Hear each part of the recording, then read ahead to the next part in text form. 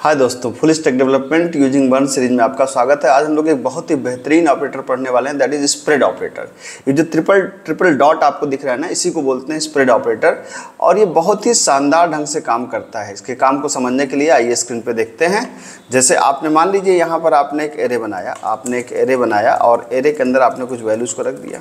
ठीक है, ये वैल्यूज़ को आपने रख दिया और आपने कहा कि इसको यार प्रिंट कर दो, console.log आपने कहा कि एरे को प्रिंट कर दो। तो आप देख सकते हैं कि एरे प्रिंट हो जाएगा। नोड क्या हुआ, test.js को हमने प्रिंट करा दिया। तो एरे नॉर्मली जैसे प्रिंट होता है, देख सकते हैं आप आउटपुट के अंदर, वैसे प्रिंट हो गया। हमने कहा नहीं, जैसे नॉर्मल वैल्यूज प्रिंट होती है, हमें स्क्वायर ब्रैकेट नहीं चाहिए, अब देखिए यहाँ पर आपने कहा ट्रिपल डॉट 1 2 3, बस इस ट्रिपल डॉट को आप लगा दीजिए। आप देखिए कि एरे नॉर्मल तरीके से एक्सपेंड हो जाएगा, जैसे वैल्यूज़ एक्सपेंड होती हैं, जैसे 1 2 3 4 सारी वैल्यूज़ आपकी अलग अलग प्रिंट हो गई, बिना कामा के, बिना स्क्वायर ब्रैकेट के। ये तो एक काम हुआ। इसका और एक बहुत ही शानदार काम होता है, एक जेनेरिक फंक्शन बनाता है। जेनेरिक फंक्शन कैसे बनाता है, जैसे मैं एक ओवरलोडेड फंक्शन बनाना चाहता हूं कि जैसे मैं 2 नंबर दूं तो 2 नंबर को जोड़ दे, 3 दूं तो 3 को जोड़ दे, 4 दूं तो 4 को जोड़ दे, n दूं तो n को जोड़ दे। बहुत ही ज़बरदस्त मतलब काम इसका है यहाँ पे। मतलब एक समझिए कि एक ऐसा फंक्शन है। तो मैंने कहा कि ऐसा करो यार, एक फंक्शन बना दो। जैसे मैंने एक फंक्शन बनाया, मैंने कहा लेट ऐड नाम मैंने दिया, और मैंने कहा एक फंक्शन बना दो, और इसके अंदर क्या पास किया हमने, या नॉर्मल बना देते हैं। हमने एक फंक्शन बना दिया किस नाम से, ऐड नाम से, और हमने कहा कि इसके अंदर एक पास कर दो एरे, या वैल्यूज़ कर लीजिए, इसको आप वैल्यूज़ कर दिया। ठीक है, जोड़ना आपको पता ही है। आपने एक वेरिएबल लिया लेट s इक्वल टू 0, और आपने कहा फॉर आपने कहा कि s ले लेते हैं, एक i ले लेते हैं। यहाँ पे कहा for i equal to 0, i is less than values dot length और i प्लस प्लस।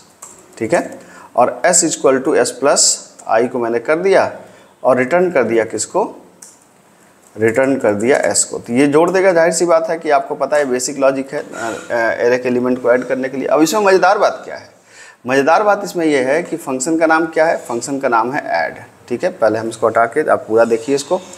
अब जैसे मैंने कहा console.log, हमने कहा कि सम ऑफ 2 एलिमेंट्स, है ना, ये बनाया हमने, और मैंने ऐड फंक्शन को कॉल कर लिया, और ऐड फंक्शन के अंदर 2 नंबर आर्गूमेंट दिया। ये देखिए ध्यान से, 2 के लिए, ठीक है, सेम मैंने कहा 2, आपने कहा 3, आपने कहा 4, नंबर भी बदलते जाएंगे 4, और यहाँ आपने कहा 5। इस तरीके से हम n तक जा सकते हैं, जितने मन करे उतने आप चले जाओ, 10 25 कुछ भी कर लीजिए, 5 7 कुछ भी कर लीजिए, 7 8 समथिंग दे दिया अलग अलग वैल्यूज़।